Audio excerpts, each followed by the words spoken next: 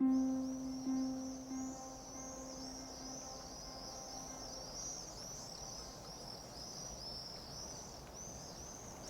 year is 1492. Christopher Columbus is about to embark on his world-shattering voyage to the Americas. And on his way to the coast, he stops off here at Granada.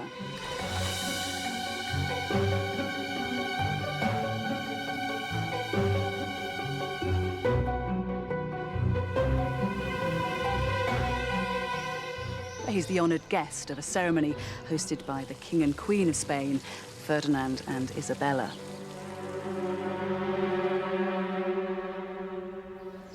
They are celebrating a grand victory. Up until this day, Granada had been ruled by Muslims. But Isabella has managed to wrestle control from them. Ferdinand and Isabella's victory marks a turning point for Spain and for Europe. The Middle Ages are over, and the West is about to embark on a new epoch of power and discovery. We tend to think of this as the beginning of an era. In fact, it's the climax of a forgotten chapter in European history, the rise and fall of Islam in the West.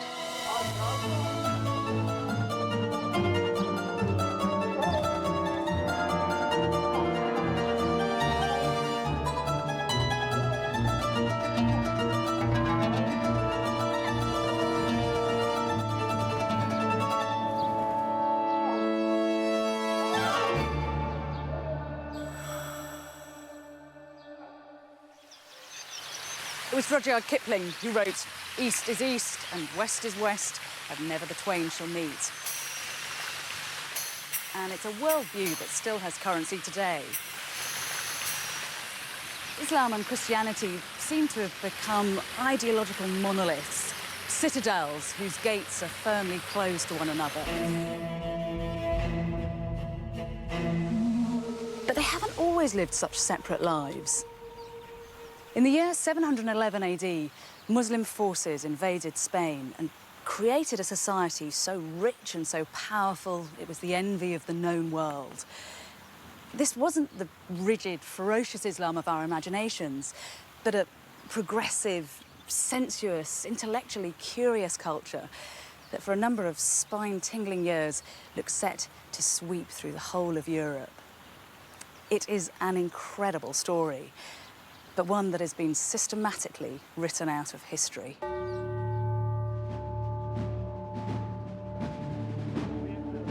After the Catholic monarchs took over the city of Granada, they began to destroy all evidence that the Muslims had ever been in Spain. In the following century, the Spanish authorities persecuted and expelled 300,000 Muslims and burned as many as 1 million Arabic books.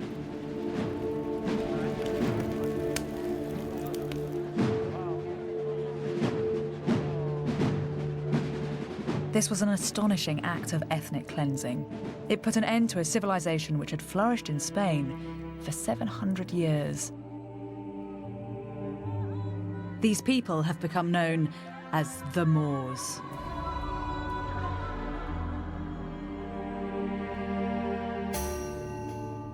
Propaganda, sparked by the Crusades, has given us an enduring image: the diabolical Moor, a dark-skinned, savage, alien enemy. But this character is a complete invention and tells us nothing about who these people really were.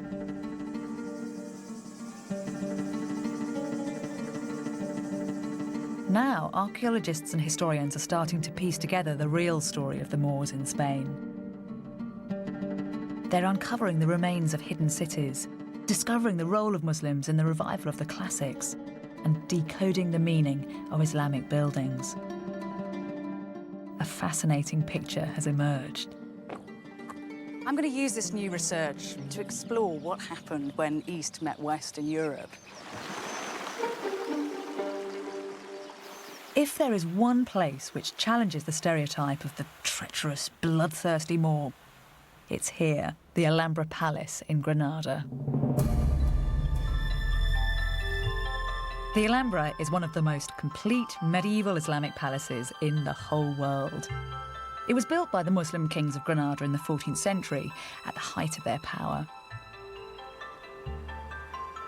Its name means the red one because the dark surrounding soil has given its stones an earthy reddish hue. The marvel of the Alhambra is its mystery. Not a single account of life here survives. All its archives were incinerated in the fires of the Inquisition. But the Catholics couldn't bring themselves to destroy this place. The Alhambra is one of the wonders of the medieval world. And by preserving it, they've kept a box of secrets that we can use to decode the civilization that built it. Inside the palace walls, the architecture is breathtaking. Although the aesthetic of this courtyard is quite cool and minimal now, in its heyday, it would have been a riot of colour. Granada was very famous for producing silks, and you'd have had silk hangings billowing in the breeze, and silk cushions and silk rugs where people laid out to eat their dinner and to listen to music. And in fact, it's only when you get down to rug level that you appreciate one of the bits of magic of the place, because from down here, this pool acts like a kind of infinity mirror, and the whole of the palace just looks as if it's suspended in water.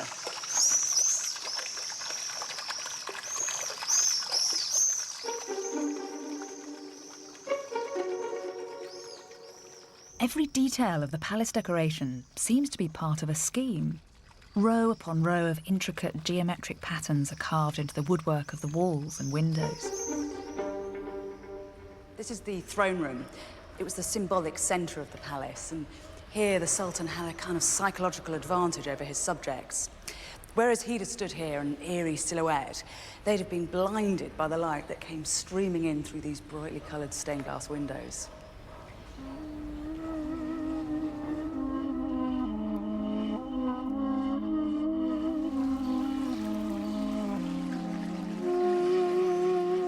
The 19th century writer Washington Irving observed, "It's impossible to contemplate this abode of Oriental manners without feeling the early association of Arabian romance. One almost expects to see some dark eye sparkling through the lattice.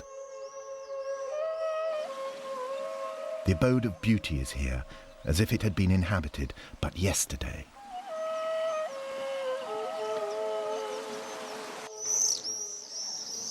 But this is far more than just a beautiful building.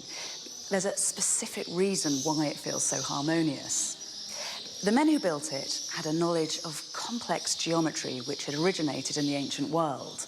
The first man to set down these mathematical principles was the Greek philosopher Pythagoras. Pythagoras saw numbers everywhere in the universe, but his brilliance was to understand the importance of the ratio between them. Professor Antonio Fernandez Puertas has spent his life studying the Alhambra. He's discovered that the whole of the building, from the ground plan to the wall decoration, is based around one single ratio. I think everything is so perfect because everything is under control of the proportion and very, very simple. You notice that there is something magic about these buildings. There is something marvelous in your surroundings. It's very, very simple. It's the relation between the ground and the elevations of the buildings. It's as simple as that. The king ordered a new palace. He has a limited area to build the palace. To west, east, and south, he was limited. Then he did something ingenious and beautiful. The King of Granada asked his architects to harmonise each and every space within the palace according to a single set of proportions, a family of rectangles, each related to the other. If you want to get proportional rectangle, you have the same base. Take the diagonal, put it up, Yes. and you got successive rectangle, proportional rectangle. The key to the Alhambra's design is the simple relationship between the side of a square and its diagonal. If we use the diagonal to make a rectangle, and then the diagonal from that rectangle to make another, we get a progression of rectangles. The fourth rectangle is double the size of the first, and the diagonals in this sequence are in fact the square roots of 2, 3, 4 and 5. A magical sequence. And are they doing all this just with 2 set squares and a piece of string? Yes. That's very clever. Yes. Every part of the intricate network of spaces, all the courtyards, the hallways, the placement of every column was designed using inspired variations of this proportional system. Proportion is also in the elevation. You have the kiosk. Here you build a square, and with the diagonal, you swing it up. Nothing violated this incredibly elaborate system. The Alhambra is a triumph of mathematics as much as it is of aesthetics. Mathematical ingenuity is the root of its beauty.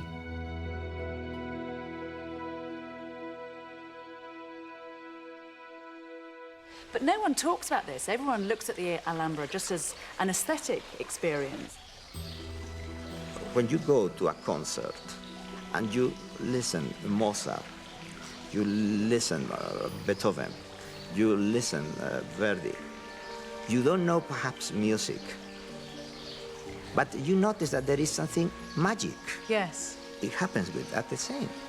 You feel it. The Alhambra is so enchanting. It's all too easy to view it as a fairy tale palace, isolated from history. But that is romantic nonsense. This palace was the product of a very real, very gritty history. The Alhambra was built by a religious empire which, at the pinnacle of its power, dominated land from China to Africa. An empire which had the wealth and intellect to build such masterpieces. An empire whose history goes back to the deserts of 7th century Arabia.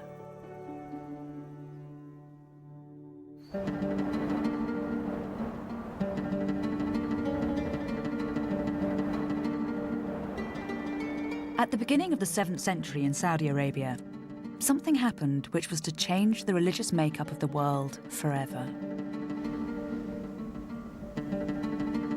A merchant called Muhammad asserted that he had been visited by the archangel Gabriel, who had revealed to him the true words of God. These revelations, which came to Muhammad throughout his life, became known as the Quran. And the religion was Islam. This was a time when people were experimenting with all sorts of cults and religions, many of which fell by the wayside. But the Prophet Muhammad and his followers made an important move. They travelled to a desert oasis where they founded a city called Medina. With a foothold in Medina, Islam was no longer just a nomadic desert cult. It had an urban centre with a social structure. As the religion grew bigger, so it grew more ambitious. Territorial expansion was a characteristic of nomadic Arabs well before the arrival of Muhammad. Tribal leaders would initiate razzia, or raids, on their neighbours. And with the advent of Islam, these gained some kind of spiritual significance. This is what one commander was reported to have said in one of the earliest ever Arabic chronicles. "This land is your inheritance and the promise of your Lord.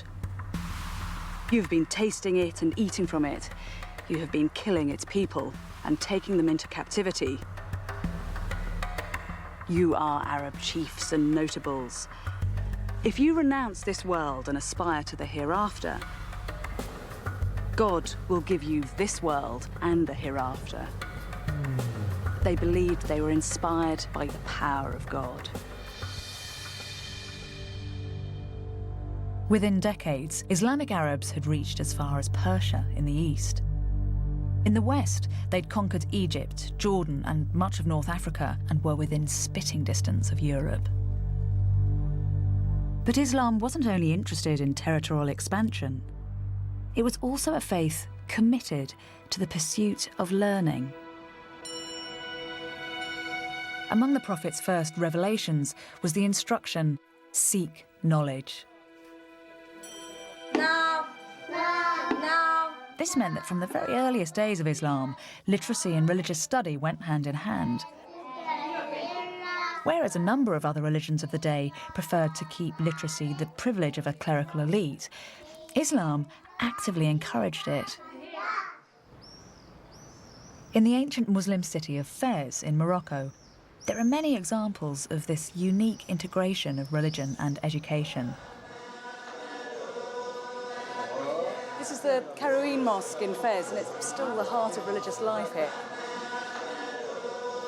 It was founded in 859 by a woman, both as a religious and as an educational establishment.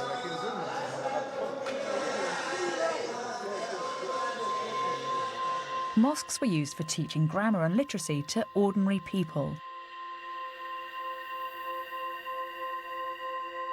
In time, colleges, known as madrasas, were set up. This is the madrasa Bu Inania. Its walls are covered with the rich, rhyming prose of the Quran.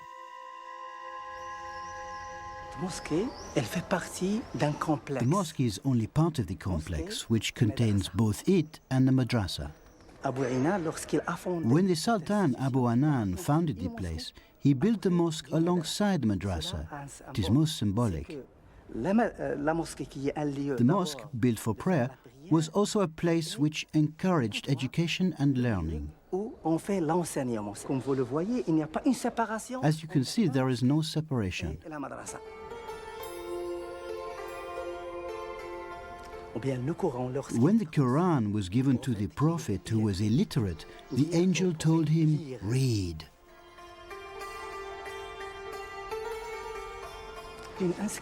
These inscriptions carved onto the walls are verses of poetry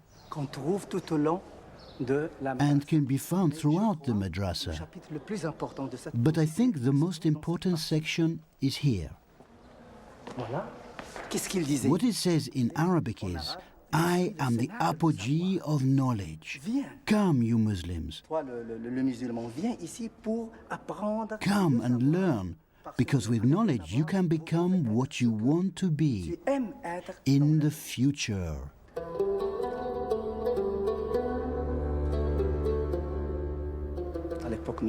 During the medieval period, knowledge was high on the agenda in the Islamic world. Muslim societies produced many books in the various spheres of knowledge, and these books came to be known worldwide. It wasn't just an enlightened attitude to reading which placed learning at the heart of the Islamic world. Necessity was also the mother of invention. Because the Arabs were nomads and desert traders who often had to travel in the cool of the night, they were well versed in using the stars as guiding devices. This developed into a very sophisticated study of astronomy. Then with the establishment of Islam, that knowledge was applied in a new way. Whenever a mosque was built, the prayer niche had to be orientated in direct relation to Mecca, and there were a number of religious festivals that had to fall on certain days in the lunar year. These were complex mathematical problems for which the Muslims devised precise solutions. Islam became a culture which naturally embraced scientific and mathematical investigation. This uninhibited attitude towards learning meant that when Muslims encountered the teachings of other cultures, they seized upon them vigorously.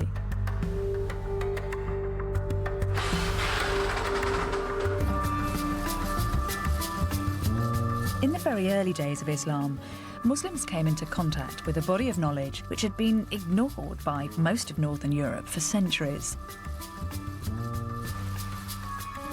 The works of the ancient Greeks. It's once you look at a globe that it becomes particularly easy to understand why the Arabs were such natural inheritors of Greek learning. From the Bronze Age onwards, there'd been a constant exchange of artifacts and information all across the Eastern Mediterranean.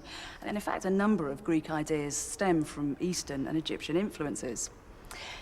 The bulk of this knowledge was preserved in the great schools and library at Alexandria. And then in 641 AD, the Arabs take over the city and at a stroke have direct access to this precious learning. Many of these texts found their way to Fez. This is an Arabic translation of Aristotle with an additional commentary by the Muslim scholar Averroes. The translation's done in Iraq, and then Averroes does this commentary in Al-Andalus. There's even an early Arabic translation of the Bible. So it's extraordinary, isn't it, that Arabic's the lingua franca, and everybody's writing in Arabic, even the Bible. And thus ends the Gospel of Mark the Apostle.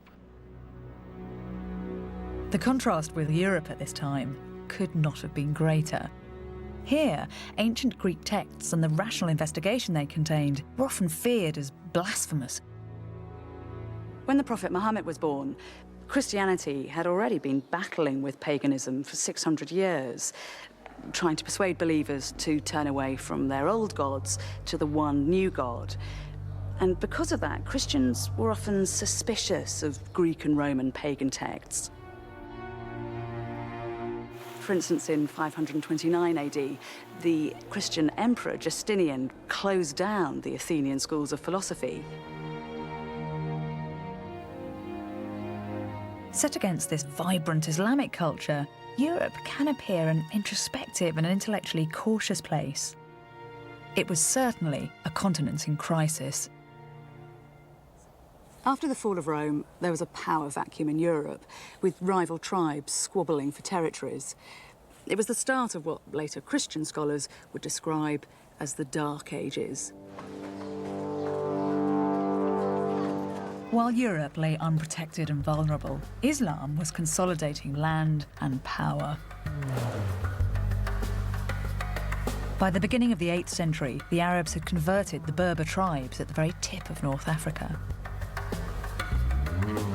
And before long, troops were gathered on the coast, their eyes fixed on Europe.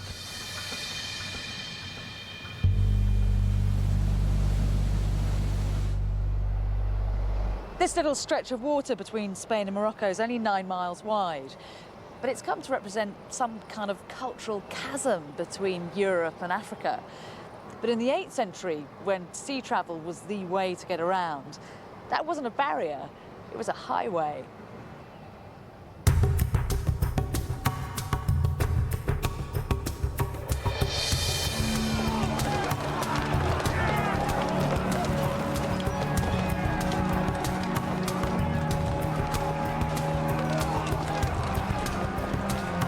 In July 711, 7,000 Berber tribesmen stormed across the Straits of Gibraltar and invaded Europe. The Muslims then began an incredible process of expansion. In just 4 years, they'd colonised almost the whole of Spain, had crossed the Pyrenees, and were only halted at Poitiers in France. Were it not for this reverse, an army which had swept across 2 continents might easily have crossed the English Channel and occupied Britain. The Muslims called the country they came to Al-Andalus, the land of the Vandals. This refers to the Germanic tribe who ruled Spain at the time, the Visigoths. Spanish historians have traditionally seen the Muslim invasion of Spain as a terrible and violent attack, an assault on Christian Europe.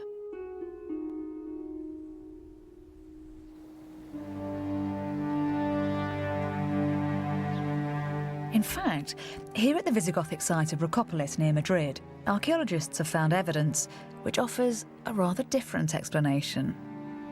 The city of Remarkably, in fact, was the royal city founded by the Visigoths in order to demonstrate the power of the new state.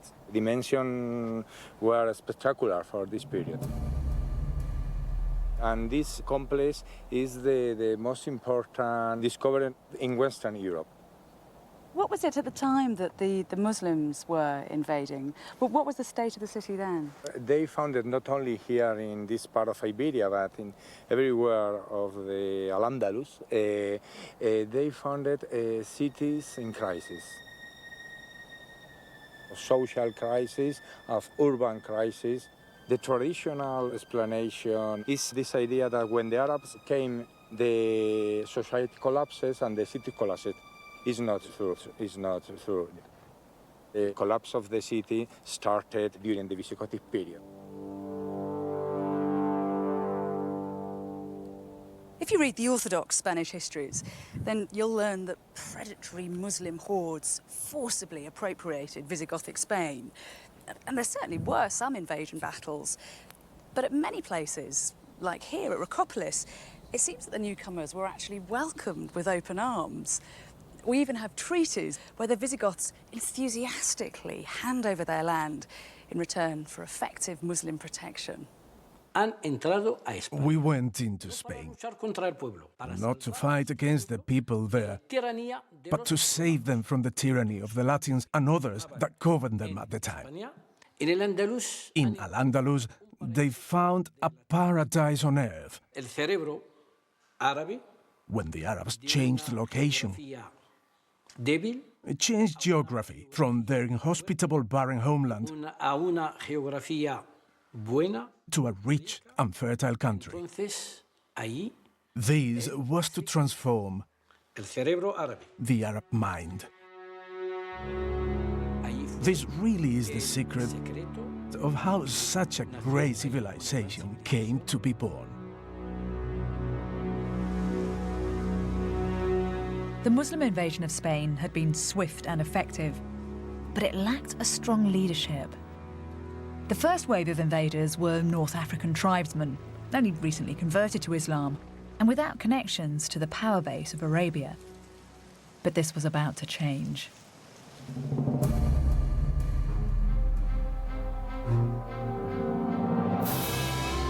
In the capital of the Muslim world, a political coup left all the members of the ruling dynasty massacred.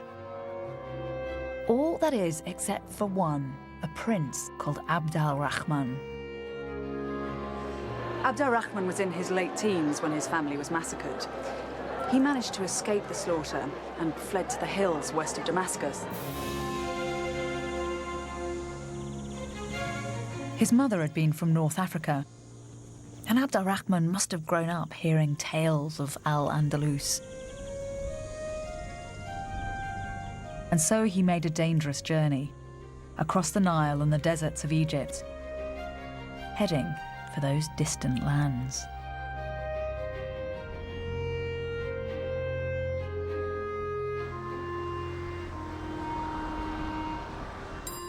Abd al-Rahman brought culture and learning from the center of the Islamic world straight to the heart of Al-Andalus.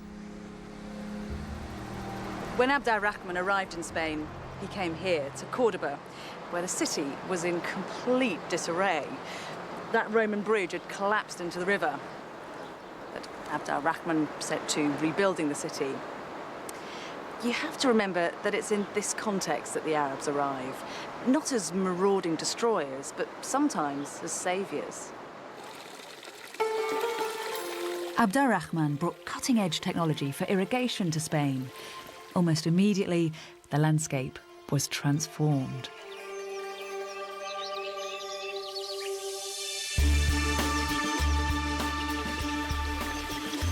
Palm trees, lemon and orange groves, avocados, artichokes and pomegranates, none of which had been seen in Europe. Because of Abd al-Rahman's sophisticated trade network, this new agriculture created huge wealth. And these riches were used to build one of the greatest cities in the world.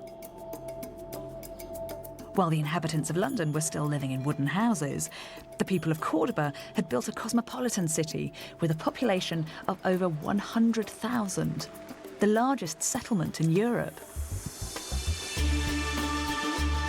Reports from European visitors to Cordoba describe a city with 70 libraries and over 300 public baths.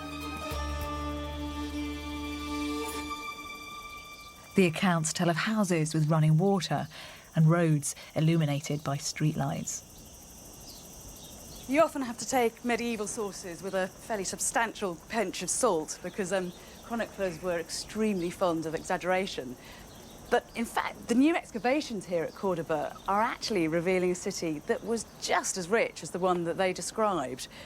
These monumental palace walls belong to a Muslim aristocrat, and this channel over here is part of the water system that brought Cordoba its famously effective sewage works, as well as the fountains and the baths that so impressed all those European visitors. Cordoba was described by a 10th century German visitor as the ornament of the world.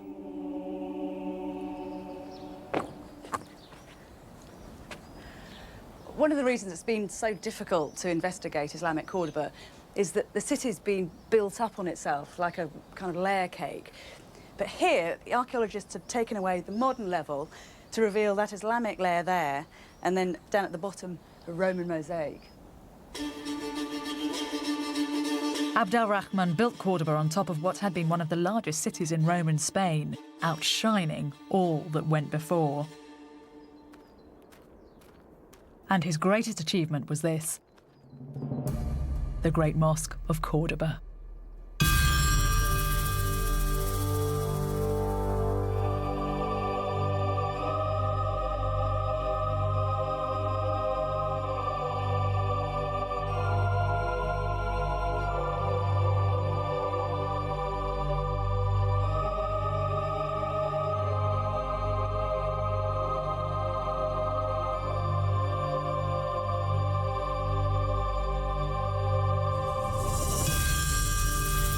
With a floor space the size of 4 football pitches, this is the largest mosque in Western Islam. The forest of 600 marble columns disappear into the distance, creating a mesmeric infinity effect. On the columns, arches balance on top of one another. Its shell-shaped prayer niche has an extraordinary acoustic, making any word spoken inside audible to the entire congregation.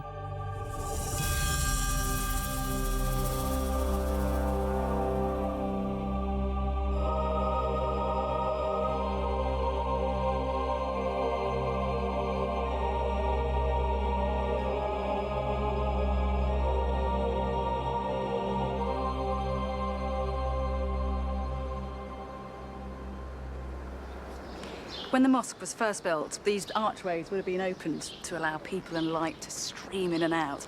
And this courtyard was a central part of the complex. People would come here to ritually purify themselves before they worshipped, or just to gossip and do business.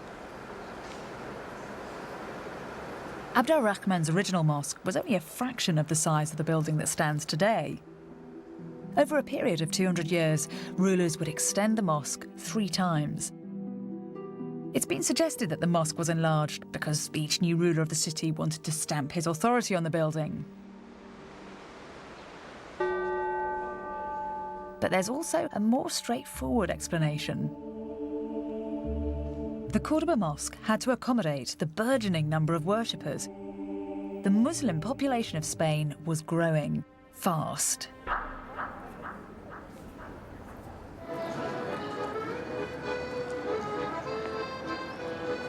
Modern Spain has been reluctant to acknowledge that its indigenous population converted to Islam in droves. The standard history books present the Muslim occupation of Spain as something that was superficial, just a surface colonisation by an Arab elite, not a presence that had any kind of lasting impact on the bulk of the population. New archaeological evidence is turning that idea on its head.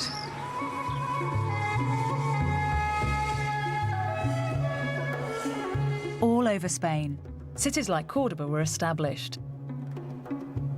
Even Madrid was founded by Muslims. The original Arab walls still stand behind the royal palace. How far did Muslim communities spread through Spain?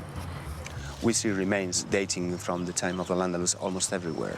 People were Arabized, losing the form of Latin they were speaking until then, And they were Islamized in the sense that they dropped Christianity and converted to Islam in massive numbers. In a way, the Islamization and Arabization of territories like Al-Andalus is very similar to what happened to the Roman Empire when people wanted to convert to the values and to the cultural values, to the religious values, and to the way of living of what seemed to be a civilization which had lots of advantages. I think it's very easy to forget that at this moment in time, Islam is a culture of innovation, isn't it? As you said, it's drawing in ideas from the East. It's a culture of phenomenal innovation. The opportunities of living because of the market, because of the trade relations and so on, which were much more interesting.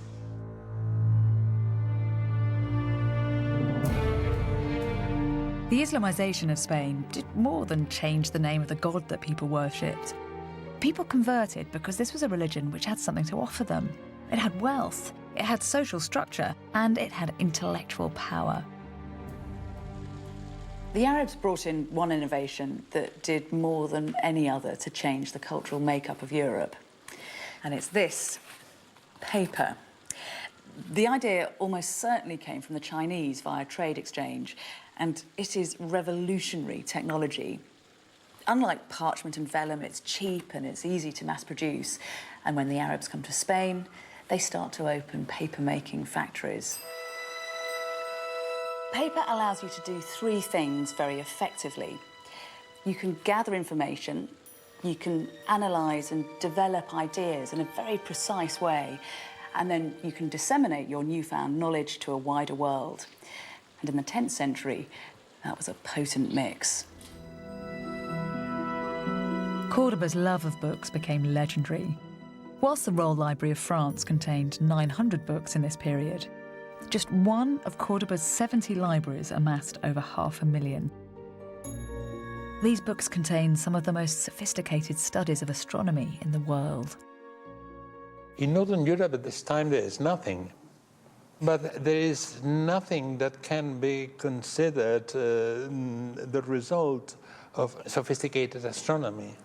Why do you think Muslim scholars were particularly interested in the heavens and the revolution of the stars? I think they were interested in science in general terms. For example, calculating the sacred direction. If you have to say your prayers, you must face towards Mecca. Calculating the direction of Mecca from a given place is not so easy. It is a complicated mathematical problem for which the Arabs had exact solutions from the 9th century. One of the ways in which the Muslims solved these problems was by developing a Greek instrument called the astrolabe. The astrolabe enabled nighttime navigation, which helped to advance sea travel, and this in turn set the stage for the coming era of worldwide exploration and discovery. Cordoban scientists were streets ahead of the rest of Europe, especially when it came to medicine. This account comes from an Islamic physician who encountered a Christian doctor at work. They brought me a knight who had an abscess on his leg and a woman suffering from consumption. I made a plaster for the knight and the swelling opened and improved. For the woman, I prescribed a diet to revive her consumption. But then the Frankish doctor arrived and objected. "Bring me a strong knight with a well-sharpened battle axe," he said. The knight struck a blow, the marrow of the leg spurted out, and the wounded man died on the spot.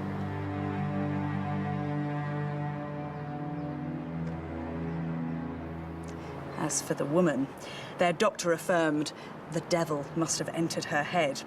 Then he grasped a razor and cut an incision in the shape of a cross, exposing the bone of the skull and rubbing salt into the wound. The woman died in the instant. I returned home, having learnt much about the medicine of the Christians. The hospitals of Cordoba were performing operations which wouldn't be seen in the rest of Europe for hundreds of years. The city's most famous surgeon was a man called Abu Qasis. He spent 40 years compiling a hugely influential medical compendium.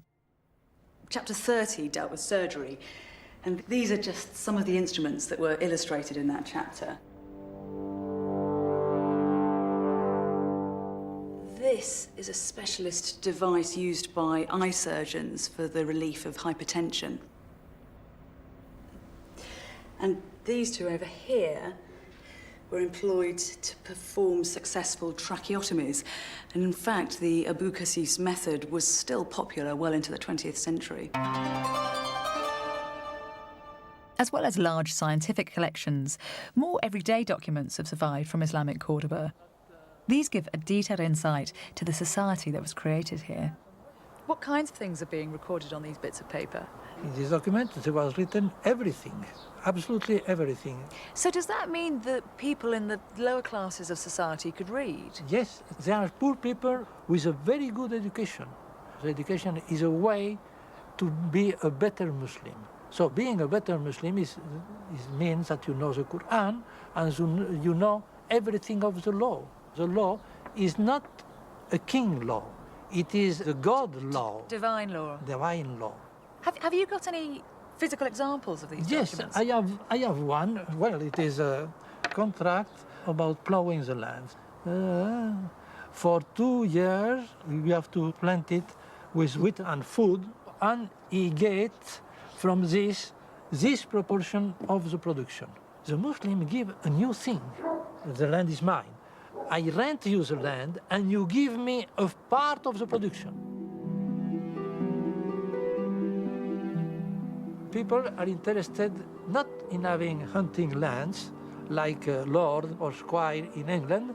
The landlord rent his land. And it's empowering as well, because if you're the lowest rung of society and yet you have some rights to your own land and you can keep a lot of the produce. Yes.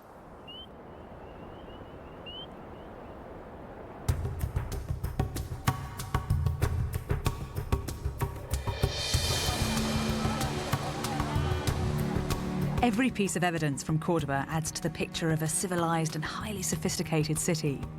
It had medical centres, an organised legal system, and libraries full of academics and scientists working on ideas which were light years ahead of anything else in Europe. By the 10th century, Cordoba had become the official capital of Al-Andalus. People flocked here to work, either in the city's shops and markets or on rented land outside. In the year 912, a new ruler came to power. He was to take Cordoba to even greater heights. Abd al-Rahman III was only 21 when he became ruler of Cordoba. With a resounding statement of self-confidence, he declared himself the Caliph, the commander-in-chief of the faithful. With that title, he claimed to be the supreme leader of the Islamic world. At a stroke, he repositioned Muslim Spain, so it was no longer a Western outpost, but instead a key power in Islam. And to complement his role as Caliph, Abd al-Rahman III built himself one of the biggest royal palaces in the world.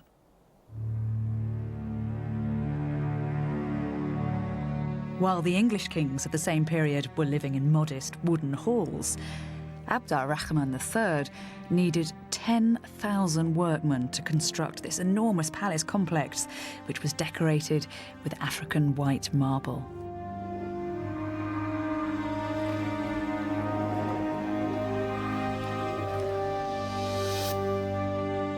The alabaster palace, surrounded by acres of date palms, was described as a concubine lying in the arms of a black eunuch.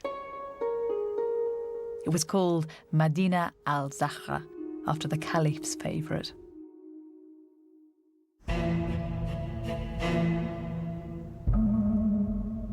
Visitors from all over Europe were received here. A monk from Germany called John of Gauss left a record of his trip. You have to try and imagine the impression this place would have made on John of Gauss. The walls were studded with tiles made of silver and gold, and on the roof there was a massive representation of the heavens. Mechanical lions roared in the corridors, and in the rafters there were mechanical birds that twittered away. Here in the centre of the room, there were 2 bowls filled with mercury that would catch the light and then send it shattering back out to dazzle the visitors. This is what was written about the climax of his visit. When John arrived at the dais where the Caliph was seated alone, almost like a godhead, he saw everything draped with rare and costly coverings. They do not use thrones or chairs as other people do, but recline on divans or couches when conversing or eating, their legs crossed over one another. There is actually one detail that this account misses out. The Caliph did have a throne, a mechanical throne that raised and then descended as if he was levitating among his subjects. A refined court culture developed in the palace of Medina al-Zahra, and this was to have an unexpected influence on the rest of Europe. What would the soundscapes of the palaces have been in the 10th century? Perhaps the most basic level would be the sounds of all the different fountains and small running currents, artificial rivers running from room to room. On top of that, we could have heard layer upon layer of different types of music and singing. A variety of different professional instrumentalists. We could easily have heard a lute player sitting in a corner or in any of the various different entryways.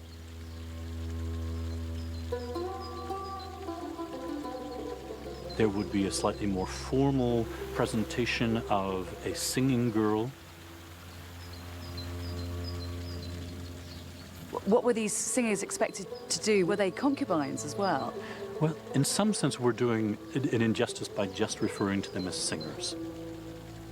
These women were entertainers at every level. They had to be able to converse. They had to be able to discuss intelligent subjects. They had to be able to compose poetry, recite poetry. For Arabs, poetry is the single most important art of their culture. If we look at a picture of the entire world, there are only 3 cultures that we know of that had developed end rhyme by the 7th century: China, India, and the Arabs. Love is a welcome malady. Those who are free of it want not to be immune, and those who are stricken want not to be cured. The courtly love tradition has long been seen as something European. It came to form the basis of the Western concept of romantic love. But this cornerstone of our culture originated in Islamic Spain. Perhaps one of the most exciting moments, the transfer, if you will, of Arab music and poetry from the south to the north, happens in the year 1064 in the city of Barbastro. Neighbouring French knights besiege the city, which falls. Its booty includes hundreds of singing girls who go to the second-in-command, William VIII of Aquitaine.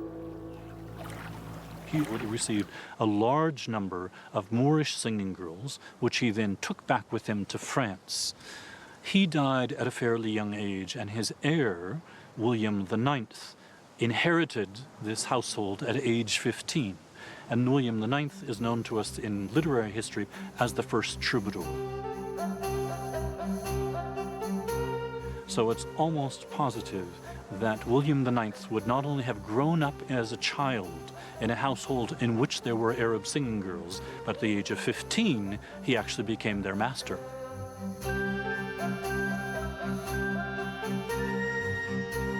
It's one of the few moments where we can say that there's a transfer of singing girls from this point to that point, and then the point of reception is precisely where the first flourishing of troubadour poetry emerges.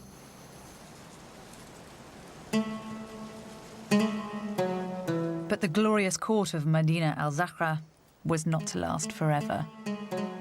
Within the palace were sown the very seeds of its destruction.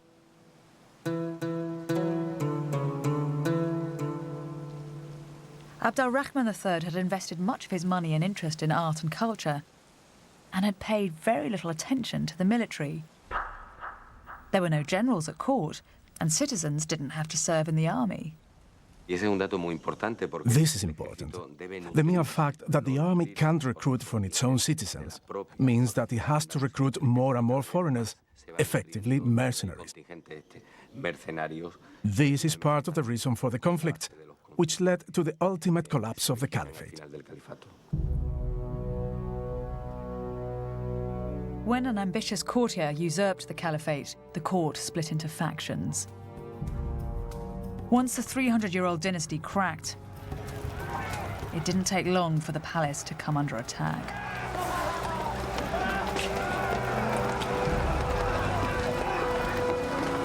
Medina al-Zahra was quickly smashed and plundered.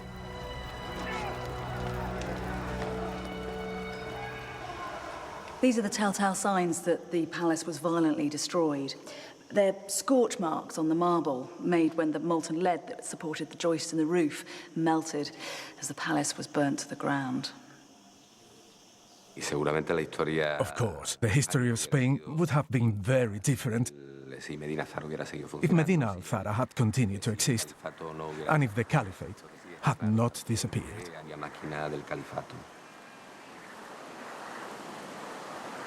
Rahman III's unique dynasty had come to a terrible end.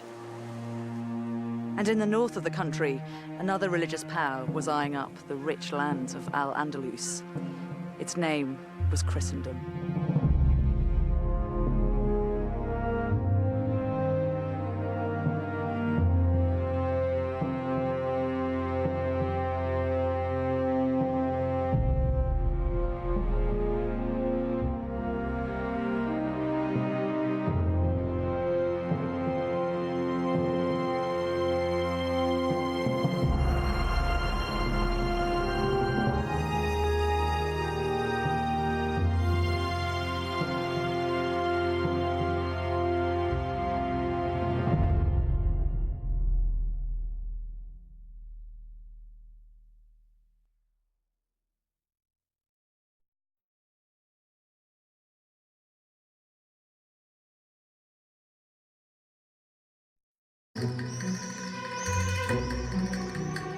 In the year 711 AD, a Muslim army invaded Spain.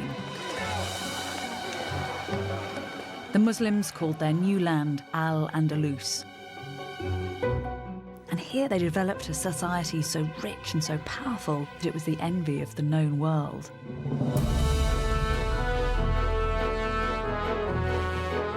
The lives of people in Spain had been transformed by the introduction of paper, medical and scientific innovations, and new ways of farming. The majority of the population had converted to Islam, and the capital, Cordoba, became the largest and most sophisticated city in Europe.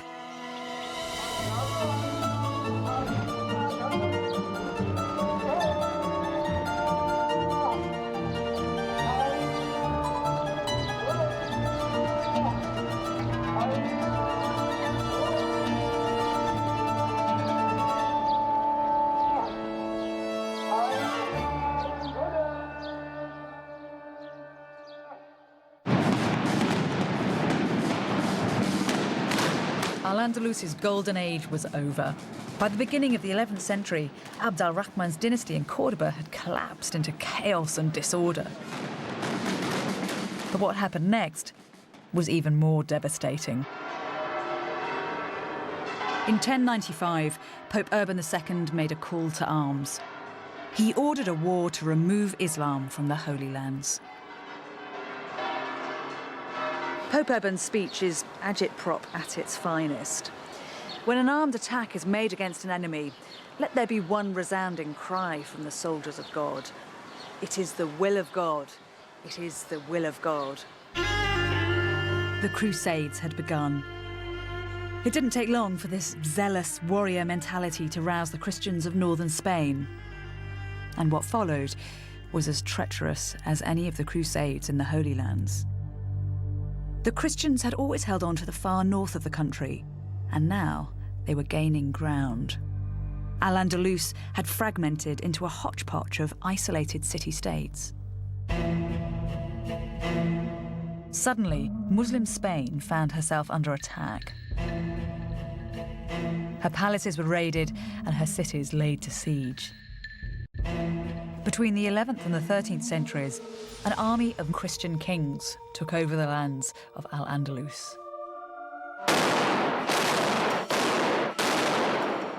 Every year, this conflict is reenacted in towns across Spain.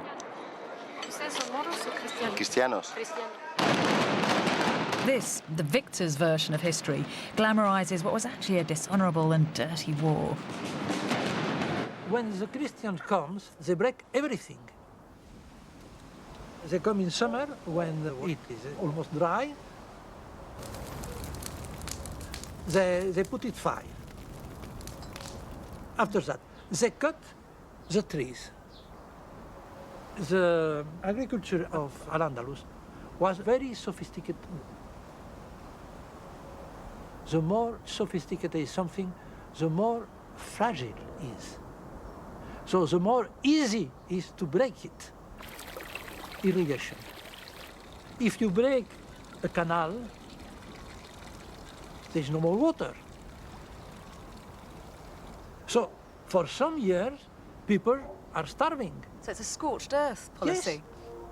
Yes. Soon, a brutal system of protection rackets emerged. There is an alternative. You pay me, I don't destroy. I don't burn your house. How much do you give me? I don't cut your trees. How much do you give me? This one. It is a way of the mafia in Chicago. For 1 century, all the 11th century, all the Christian Spain lives at expense of Muslim Spain. One by one, the fragmented city-states of Al-Andalus were terrorized. Their solution was to fight fire with fire by bringing in troops from Morocco. This is the capital from the top of a column in Cordoba. It's a buzzing little scene. You've got 4 musicians, 2 who are playing pipes and 2 who are playing the lute. But at some point, the faces of the musicians have been smashed in. This wasn't perpetrated by Christian raiders, but by the new Muslim power who had come to help Al-Andalus.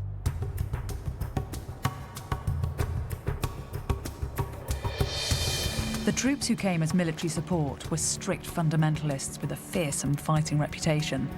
They were called the Almoravids. The Almoravids were a tribe of nomads from the Sahara. They had black skin and wore veils that covered everything apart from their eyes. When they went into battle, they rode light-footed, versatile little horses and took with them camels and elephants. But they were fiercest of all when it came to religion. They preached a return to basic Muslim values, and when they came to Al-Andalus, they were shocked by what they found. There are people from the desert. There is people newborn to the religion, so they have a hard feeling of it. Evangelical Islam. Yeah, absolutely. Not accustomed to civilization. Yeah. What did they think had gone wrong with Islam here? They felt they have to purify things. They said, this is people very accustomed to civilization, to science. They're talking with Christians, with Jews. This is a mix that we don't like it. We want purified people.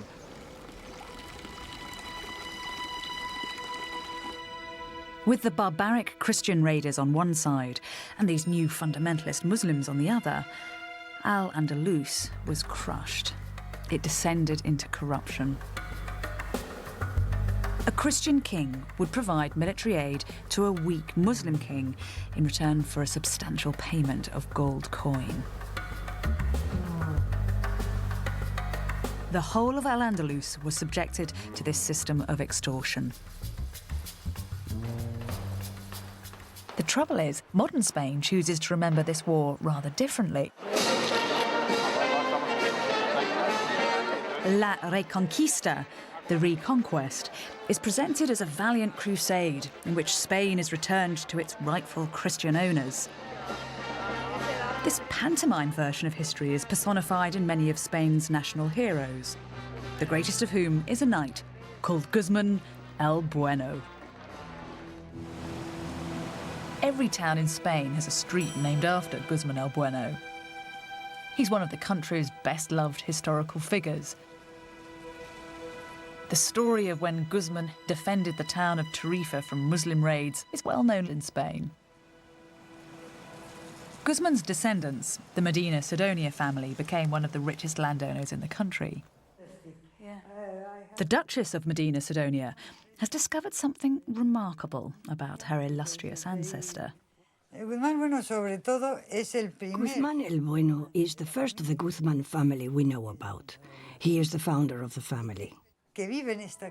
He came here and lived in this very house.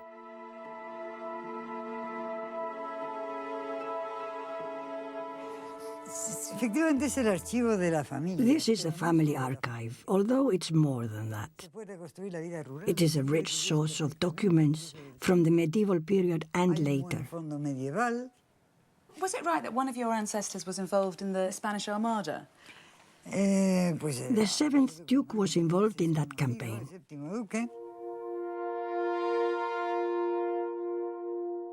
This document dates from 1288.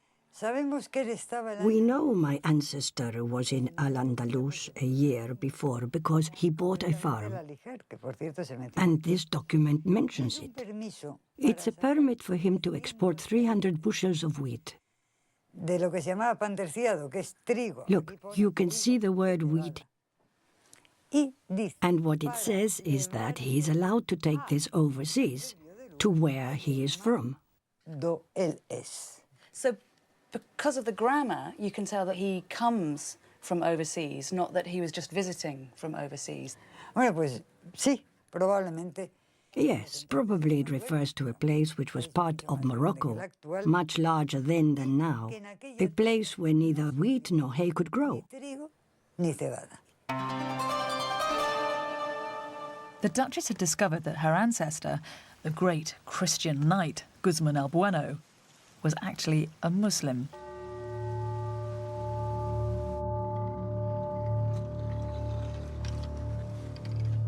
This is really a piece of human history. It dates to 1297.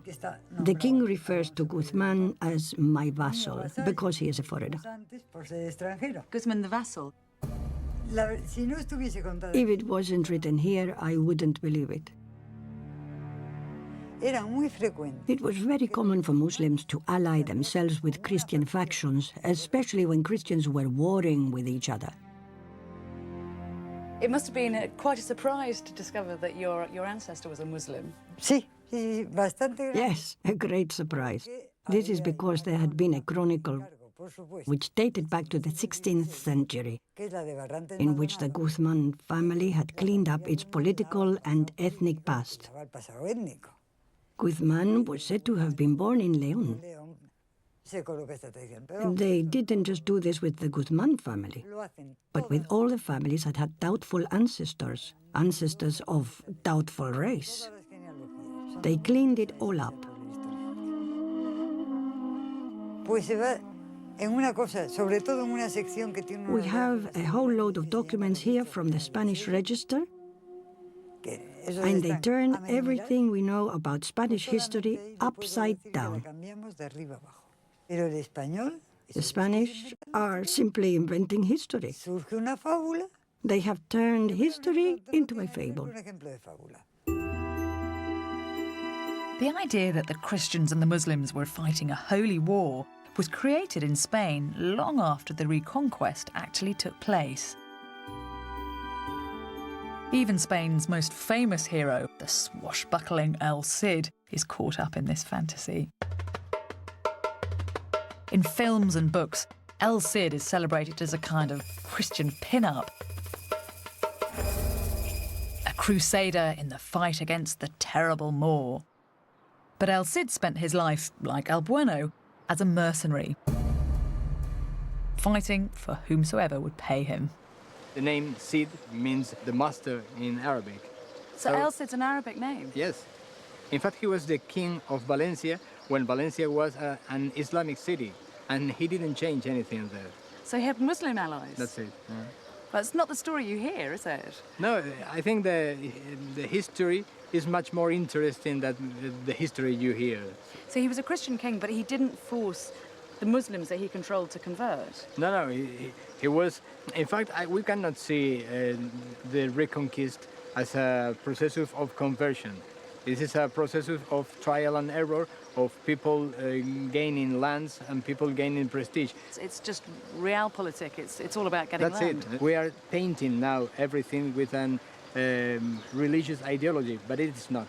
So religion's a kind of convenient excuse rather than the driving force? Absolutely. Religion is always an excuse. El Cid and Guzman el Bueno weren't simply Christian soldiers fighting a Muslim enemy. If anything, this was a civil war, with both sides desperately scrabbling for land and wealth. The idea that the Reconquest was something cut and dried, black and white, something that cleaned up society is absurd. I don't know who came up with that idea. The Spanish historian Palencia said that the Reconquista was nothing but a civil war between Spaniards of two different faiths. Spain is full of dazzling reminders of how the righteous Christians won the country back from the diabolical Moor. The country's most popular saint is called Santiago Matamoros, St. James, the Moor Slayer. But this romanticised version of history distorts the true nature of this conflict. This was not a holy war. Al-Andalus was destroyed in a dirty grab for land, which lasted for over 300 years.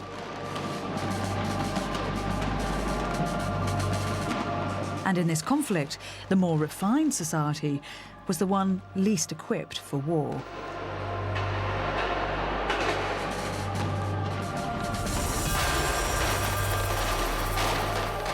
It was the Christians who had little to lose and most to gain.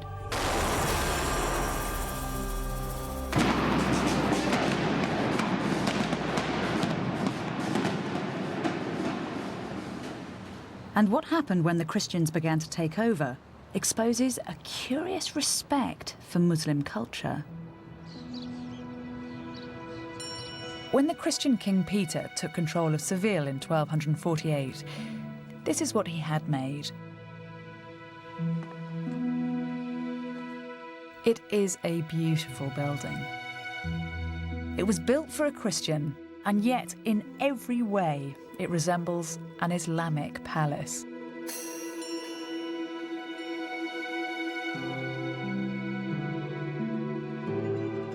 On the walls there are inscriptions from the Quran, and above the door there are dedications to its owner, calling him Caliph rather than king. The conqueror has been conquered by the culture. It's a tiny bit unexpected that when this Christian king rebuilt this palace, he made it appear so Arabic. It feels as if we're in the Alhambra here. Well, this palace has many relations with the Alhambra, especially with the Court of Lions. Both builders, King Muhammad V of Granada and King Peter I of Castile, were friends. You have to consider that in Europe, at this time, there was not an architecture of such splendor comparable to Al-Andalus. And this made a very big attraction for the Christians. And this is why this architecture was used by the Christian to show to the nobility of the kingdom the power, the authority, this room covered with this marvelous dome. It symbolized a power, because it's the heavens that turns around the king.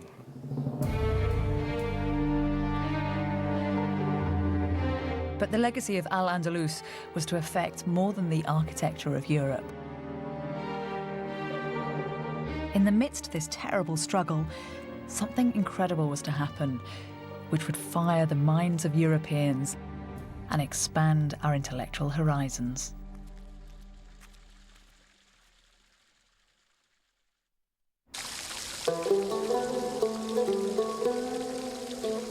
At the same time that it was being splintered by Christian encroachment, Al-Andalus was at the centre of one of the most influential shifts in thinking that Europe has ever seen.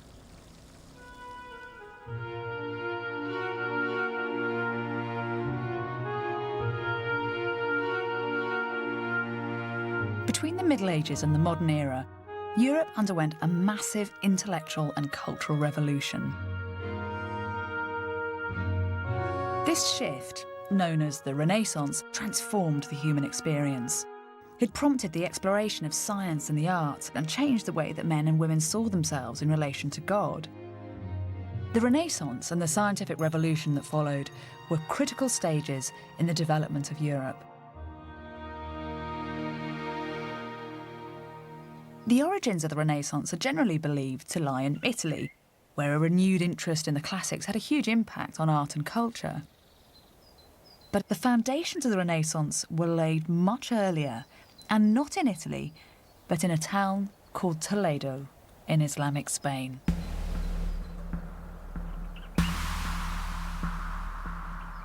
Toledo was one of Al-Andalus's vulnerable city-states, and in 1085, the Christians seized control of it. Unusually, the handover went very smoothly, and as a result, the Muslims already living in Toledo were allowed to remain as citizens and their mosques were left untouched. The city that emerged accommodated both Muslim and Christian. Spain at this time is a paradox. On one hand, tensions between Muslims and Christians are becoming unbearable, and yet on the other, there is a hugely beneficial intellectual evolution that is only possible because Muslims and Christians are living side by side.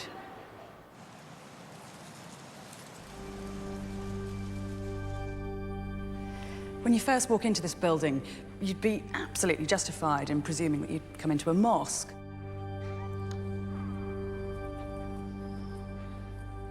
Those horseshoe arches replicate in precise detail the arches in the mosque at Cordoba.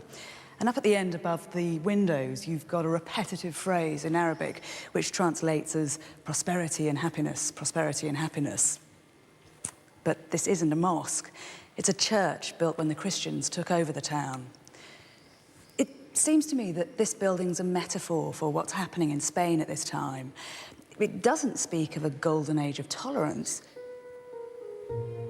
but it does talk of a world where two cultures were inextricably interlinked.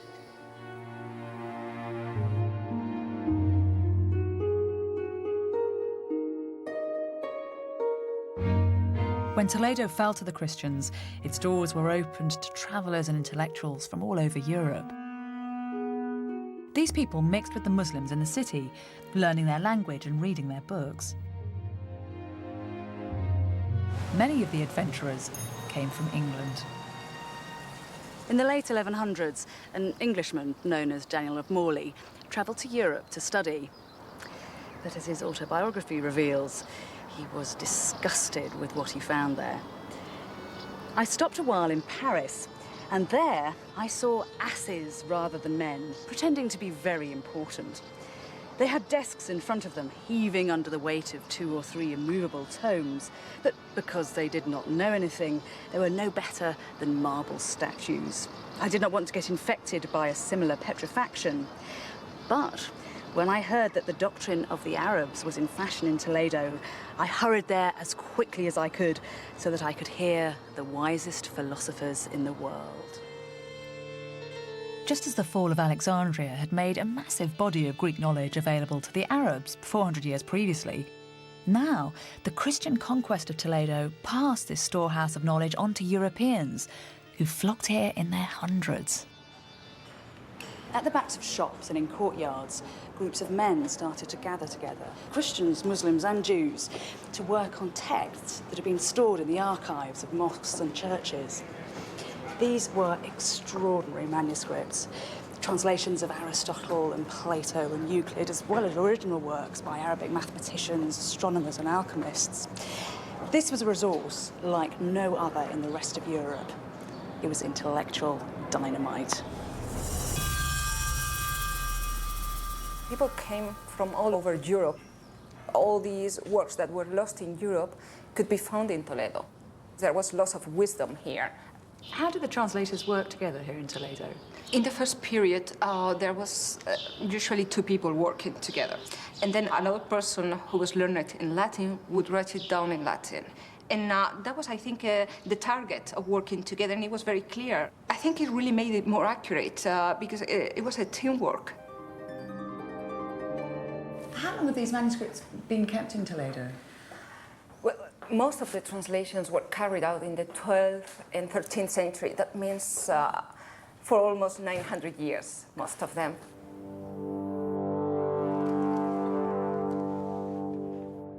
And here we have the preface in red. That's where we learn about the process of translation. In this case, we read that this book was translated by Gerard of Cremona. It is a medical treatise by Ibn Sina, by Avicenna, and it was translated ab Arabico, from Arabic, in Latinum, into Latin, in Toledo. Yeah, it's a very rich document, isn't it? You get a sense of how valued these things were. And there is all these little glosses on the right-hand side. People have been adding comments or explaining words that were not clear. Un momento, por favor. Vamos a... Wow, that's a splendid beast of a thing. Yeah,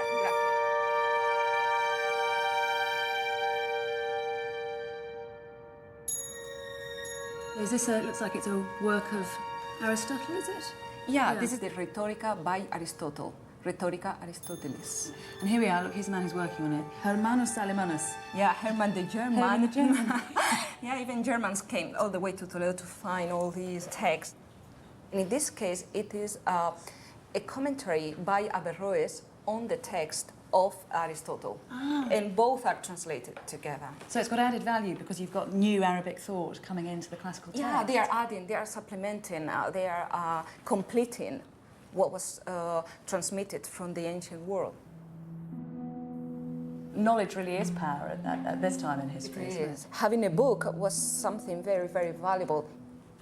Do you find during this process that words slip from one language to another? Absolutely. Like chemia, that word came into Western languages as chemistry. But we have another word, alchemy, that comes originally from Greek through Arabic. They added the article in Arabic, al, and that gave alchemy. English is full of words which came into the language from Arabic in this way.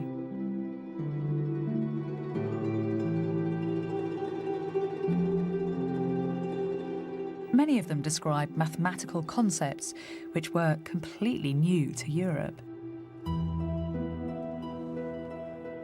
Algorithms are named after an Arabic mathematician, and the concept of zero comes from the Arabic sifr, which means empty. It's where we get our word cipher from. But of course, the most obvious and lasting impact is the use of Arabic numerals. And in this Spanish-Latin text, which dates from around about 986 AD, we have the first example of Arabic numerals written in Europe. Here they are. 1, 2, 3, 4, 5, 6, 7, 8, 9. Imagine trying to do something like multiplication with Roman numerals. Once the numbers get above a certain amount, they are ridiculously unwieldy. This new, agile numerical system made everyday things like bookkeeping and accounting more accessible. Mathematics developed, and the construction of complex architectural projects became much easier.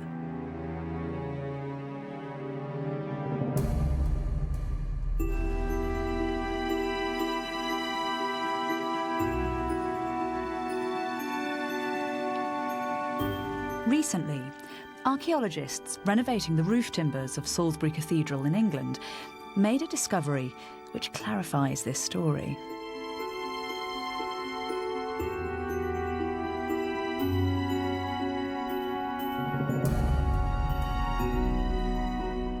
On some of the beams that support the roof, there are a series of numbers that were carved in around 1200 AD when the cathedral was built.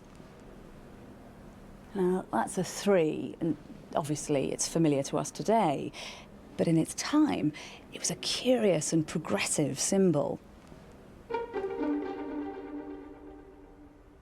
At this time, everyone in England was still using the clunky old Roman numerals, but here in the rafters of one cathedral, a new trend appears to have caught on.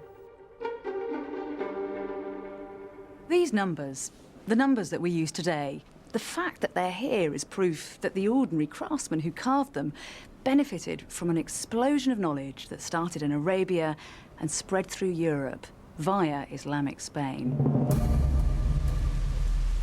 And the travellers from Toledo brought more than just practical knowledge back to England.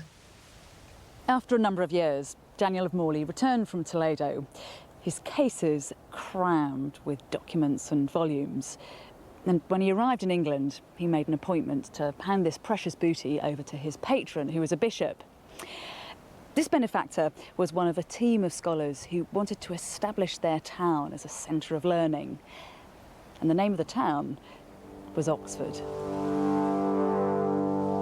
The universities that were founded in Paris, Bologna and Oxford at this time based their new curriculum on the radical ideas which were pouring out of Toledo. One of Daniel of Morley's compatriots, a man called Adelard of Bath, published this volume just after he got back from Toledo. It's a collection of 76 very basic questions, like why is the sea salty? Why are there tides? How does the globe hang in the air? And do animals have souls? The questions are seemingly simple, but they embody a new spirit of rational inquiry, where a blind faith in God is challenged. And Adelard of Bath admits his debt to the Muslims in pursuing this line of inquiry. He writes, "From the Arabs, I have learnt one thing, to lead by reason. I will detract nothing from God, but very carefully listen to the limits of human knowledge. Only where this utterly breaks down should we refer things to God." The Muslims developed a massive program of translations in which they translated from Greek into Arabic everything that had reached them. And this was something that was promoted by the whole society. And the result of this is that they translated practically all Greek knowledge. There's a first period in which they translate and they learn, they assimilate. Later, they had learned enough and they began to produce original works by themselves and to criticize Greek science. And of course, one cannot say that the Arabs were mere transmitters of Greek science. They were the people that continued the work of Greek scientists until they led all this research into a final crisis. And this final crisis was the crisis that brought the Renaissance and the scientific revolution. If they had not done this, Renaissance and scientific revolution would have been impossible. It would take time for these groundbreaking ideas to become assimilated into Christian Europe. But once they were, Western intellect was transformed. The works of Aristotle were taught in the new universities. The medical treatises of Avicenna were used in hospitals. And Arabic translations of Greek geometry and those new Arabic numerals were passed on to craftsmen and architects. This was a critical stage in the growth of Western thought. We should no longer see the Renaissance as a rebirth, but the continuation of an intellectual movement which had been nourished centuries earlier by Muslims.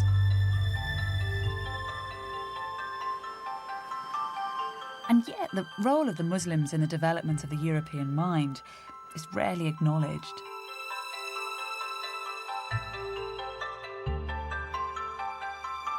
This is a scheme of friezes commissioned by Philip II, the King of Spain. It's late Renaissance. It was finished in 1591. And it's a celebration of the liberal arts and the geniuses of world history. Down there, you've got the Egyptian geometers. And here are the teachers in the classical Greek gymnasia, who, interestingly and completely incongruously, are using Arabic numerals. But nowhere is there Averroes or Abu Qasis. The Arab intellectuals have been airbrushed out of history. The Italian Renaissance is famous for reviving classical learning, but in fact, what's happening here 400 years earlier seems to be just as vital. Do you think that Muslim scholars aren't given due credit for what they're doing in Islamic Spain at this time? It is not something that you would learn about in school, probably, or even at university. It was probably conscious process of neglect, and now we are still suffering from that.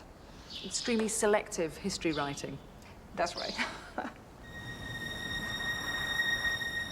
It is due to the conflict that existed between the two worlds.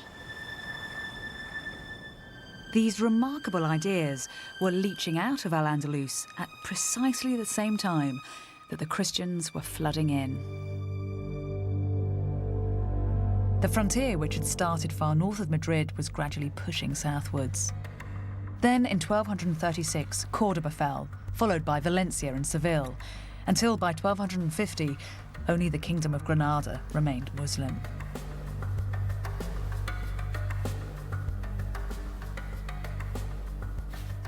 From now on, Spain would concentrate on cleaning the Muslim presence from its country. The Islamic influence on Europe has been quietly laid down. But when it came to the physical expulsion of the Muslims from Spain, that would be an act that was anything but subtle. It was shocking and absolute.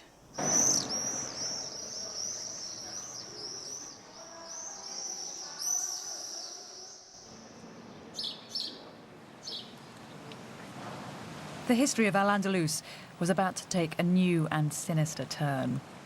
In the city of Granada, the Muslims were to fall victim to one of the most shocking acts of ethnic cleansing that Europe has ever seen. Long after the rest of Al-Andalus had fallen to the Christians, Granada remained defiantly Islamic. Protected by mountains and those giant watchtowers and forts, the 70,000 Muslims who lived here managed to hold off attack for another 200 years. But time was running out.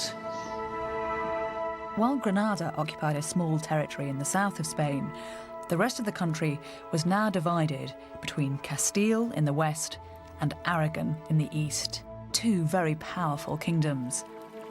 The King of Castile was about to be forced to pass his kingdom to his niece, Isabella. Isabella was headstrong and passionate, but she also had an acute political mind. In 1469, at the age of 18, she married her second cousin, Ferdinand, the dashing heir to the throne of Aragon. Now, the two most powerful Catholic dynasties in Spain were united, and the reconquest was edging ever closer to completion. Granada was blocking Isabella's vision of a unified Spain, and so it had to be reclaimed.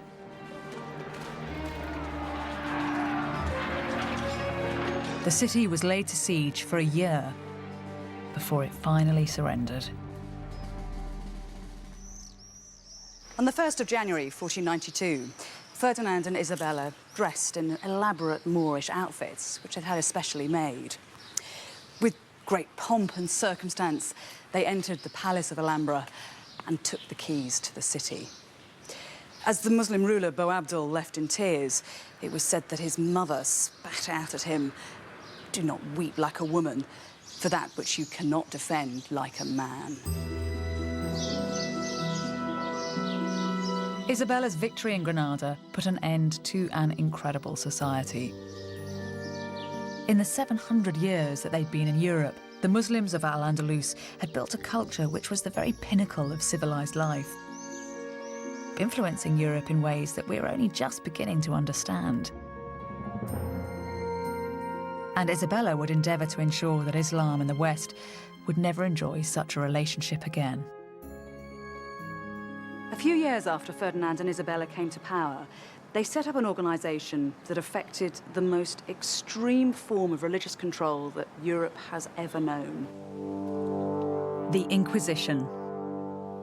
The purpose of the Inquisition was to track down and eliminate anyone who wasn't an Orthodox member of the Catholic Church. Those found guilty of heresy were subjected to a sinister public ceremony called an auto de fe. In this eerie ritual, vestiges of which are still performed today, the guilty were forced to repent their sins while their accusers watched on, hidden under hooded caps.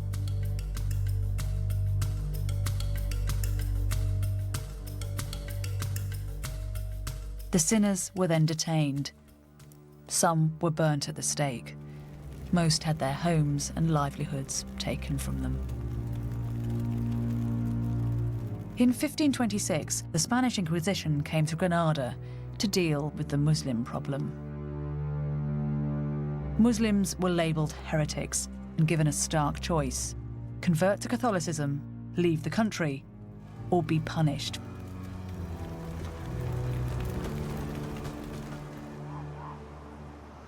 The Muslims of Granada were segregated from the rest of the population. Their ghetto survives as the old quarter of the city today. It's a fantastic house. Thank you. Many of the houses that the Muslims were forced out of are still standing. Antonio Orihuela lives in one. It's almost inverted, because you don't have any windows looking out onto the street, but the focus is in the middle here on the courtyard. Yes, the courtyard is the center of the family life. So all the doors and windows are open to the courtyard and closed to the street. Privacy was one of the most important characteristics of these houses. Outside the house, they were Christian. They went to the church with the priest. They celebrate the wedding in the Christian way, but then later they came home to celebrate again the wedding in the Muslim style. What happened though when the Inquisition came knocking on the door? Well, as you see, these houses had the bent entry. So from outside, even if the door is open, it's not possible to see what happens in the courtyard. The Inquisitors went from door to door, seeking out those they still suspected of being Muslim. A number of civic leaders had already been expelled, and so often it was only women and children left. They herded them up and held them in churches by night so that they could be tried the following morning. Some of the women cried out that they were like lambs being taken to the slaughter and wished that instead they'd been allowed to die in their own home. The Inquisition was so brutally efficient that within 20 years, all Muslims in Spain had been forcibly converted to Catholicism. But this wasn't enough. Many still continued to practice their faith in private. And so, in 1609, the Spanish crown ordered the removal of all Muslims from Spain. Perhaps the most shocking thing in the expulsion is they were not actually expelling Arabs, nor were they expelling Berbers. The huge majority of the people that were being expelled by blood, by DNA, if you will, were as Iberian as their Christian cousins in the north who were kicking them out of the peninsula. It's really it's an enormously different vision of what the expulsions were and what they meant when we realize that the people who were being thrust out were as native to the peninsula as the Christian kings. Why do you think the Catholic authorities felt they had to expel the Moors in 1609? The Spanish Empire, for it was indeed by then the empire, simply felt pressed in so many different directions. They were very much afraid of the Turks, who were in fact raiding from North Africa and raiding along the southern coast of Spain. They were fighting wars still in the Americas. It was one internal problem that they simply could not deal with any longer. In 10 years, over 250,000 Muslims were expelled from Spain. Forbidden to take any possessions with them, most sought refuge in North Africa.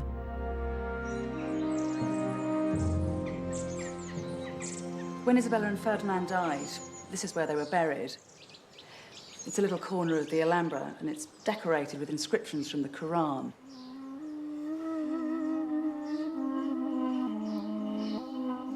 They read, "There is no true God but Allah."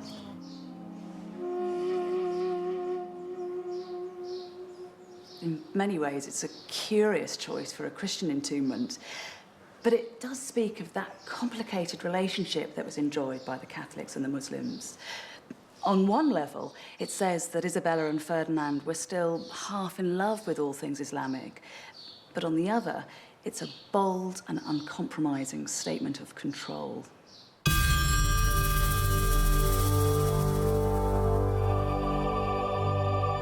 And in Cordoba, the new Catholic rulers did something unbelievable.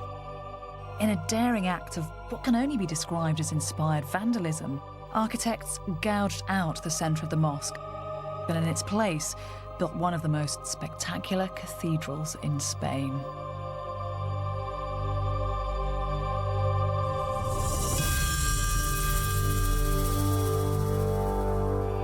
The result is a shocking and blasphemous conflation of two of the world's most powerful religions. It is unnervingly beautiful, but possesses an underlying schizophrenia, as if a terrible and silent battle is being carried out in the very architecture of the building.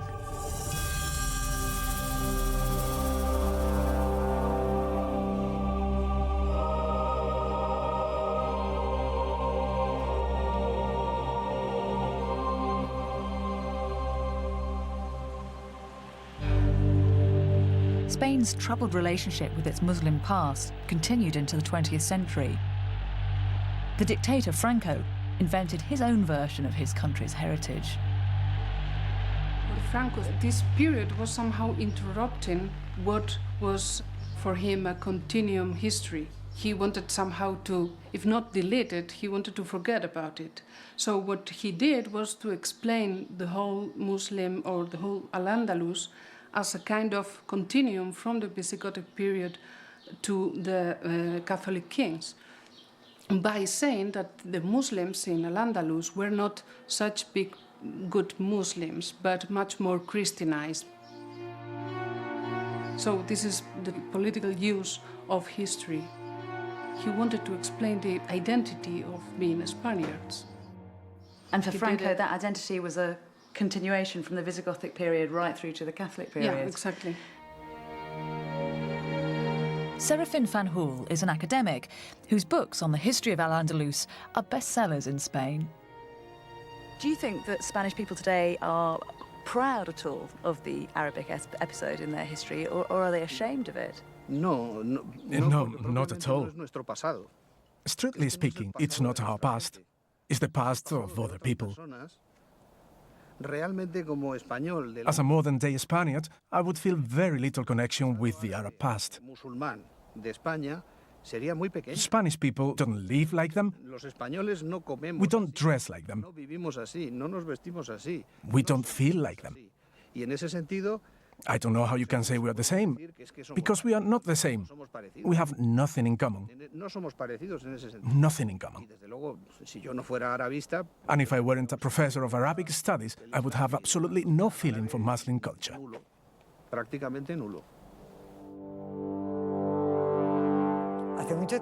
For a very long time, people have protested and urged that history be truthfully told, that they not be fed this nonsense. But this is the inheritance of the Inquisition. The Inquisition's character is alive and well. I can tell you one thing. Spanish people have a tendency to prevent others from speaking their minds, a tendency to try and control the way others behave and think. You can be sure that when you try and speak the truth, you pay for it. And so Al-Andalus fell. East became East, and West became West. Two distinct cultures, politically and religiously divided. And yet, what the history of the Moors shows is that these two cultures are also linked in ways that we might never have imagined. The West has been inspired by Islam, but more than that, it was in the very act of fighting the Muslims that Europe consolidated its identity.